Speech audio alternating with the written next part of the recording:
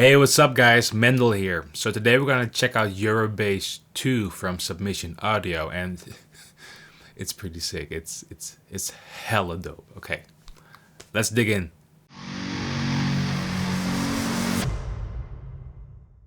So Submission Audio is a company owned by Ermin.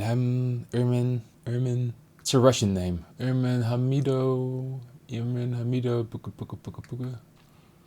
Ermin Hamidovich. And actually, when I was just learning mixing, he's the creator of the systematic mixing guide, it was called. I'll put the picture in the screen now. Boom, magic, just like that. So that helped a lot to build my mixing career. So thank you, Ermin, for that. Thank you very much. But anyway, so if I'm correct, he's the owner of the company and he's the creator of this amazing bass plugin. Also, what's strange, if I'm correct, he's Australian, but he has a Russian name. Hamidovich. When did Russians go to Australia? Anyway, it doesn't matter. Here we go. Okay, so here we are in Cubase in the project of my song Conjurer from my latest EP, The Blood, the Sin and the Gin. And I use Program Bass on this song. So before making this video, I kind of went into depth, like how the plugin works, how Eurobass 2 works and stuff like that. And I thought, let's compare it to both Unprocessed, the cheap bass plugin I used for the actual EP, and Eurobass 2. And God, did I wish I had Eurobass 2 before I released this EP. So I'm not going to tell you what I used before, but just to show the difference. So this is Unprocessed, a cheaper one.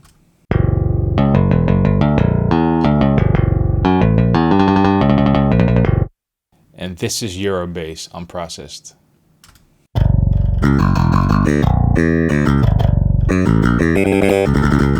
Difference night and day. So I'll just remove the shitty one.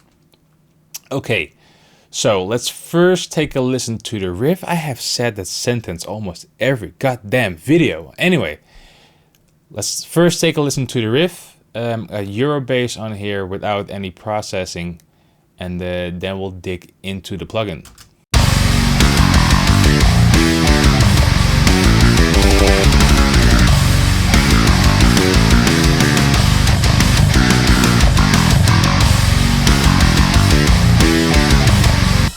Okay, so that's like the midsection riff of the song Conjurer, or Conjurer.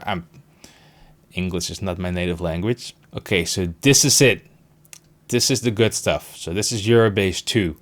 So let's go through the options very quickly because I want to mainly have it about the bass tone itself.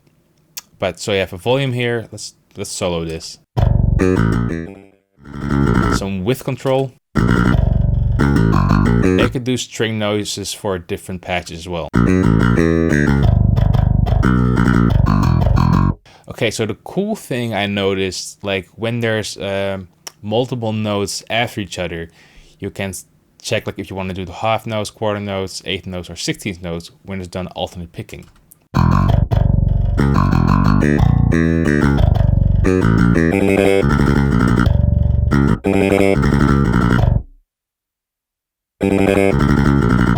And they put an amplifier into the plugin, which plays like clean samples through an amp and distorted samples. So let's take a listen to that.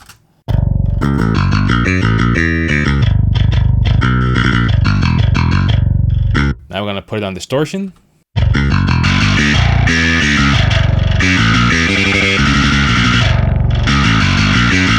Phenomenal in my opinion. And here's one very interesting thing. Key switches.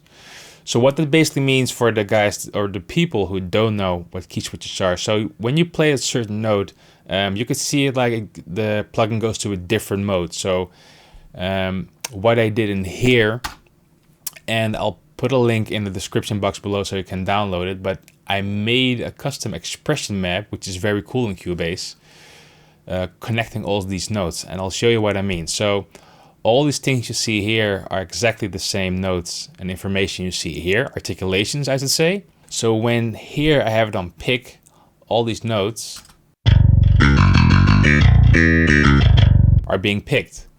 But let's say if I would just want to have dead notes, just like that.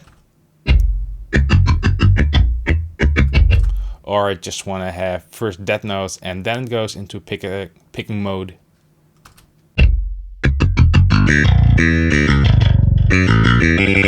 This is what a lot of cheaper, I would say, or like older bass plugins don't have, all these articulations, which is crucial to have like realistic bass programming. Okay, so for demonstration purposes, to keep it as brief as possible, but just so you can hear the options are there, let's go through different articulations so you can see what articulation is being played down here.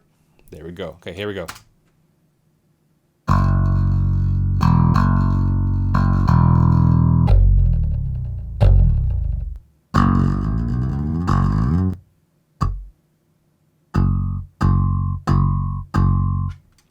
Especially love those harmonics.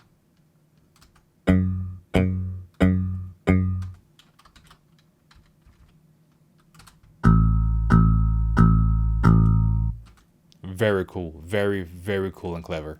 One thing that I know is because the bass quality is so good, I noticed that when I just cut a bit of mids,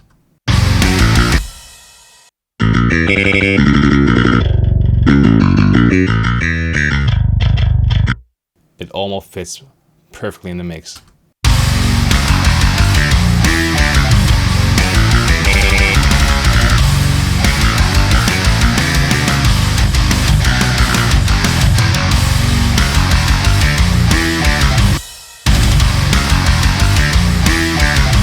Right? Sounds amazing. That's the thing that I really like. The source is so good that you almost, it depends on the project obviously, but you almost have to do nothing to get it fit where you want to sit it.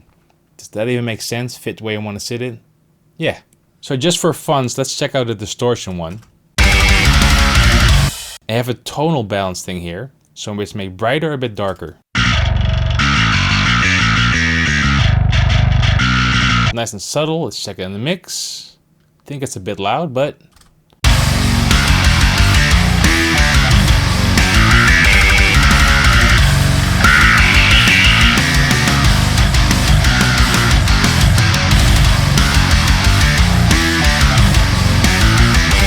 yeah, I fell in love with this. So one thing I wanted to say before ending this video, like having a bass tone this good, so I'll turn everything off again. I'll solo it and take off the processing, so it's just the DI. But having a bass sound as good as this inspires me to write riffs. Like having a solid foundation like that, it's inspiring for me. So that's, hopefully it's inspiring for you as well. So go check it out from Submission Audio, Eurobass 2. I dig it. Okay, let's go to a different riff just to end this video.